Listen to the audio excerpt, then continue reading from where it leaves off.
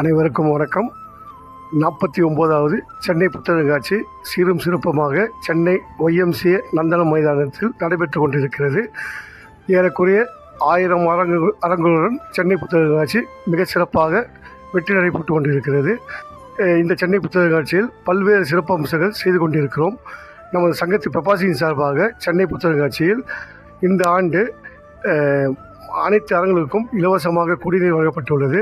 சென்னையில் புத்தக கண்காட்சி, குழந்தைகளுக்கான புத்தக கண்காட்சி, அதுக்கு ஒரு ஸ்டிக்கர் ஒட்டப்பட்டுள்ளது.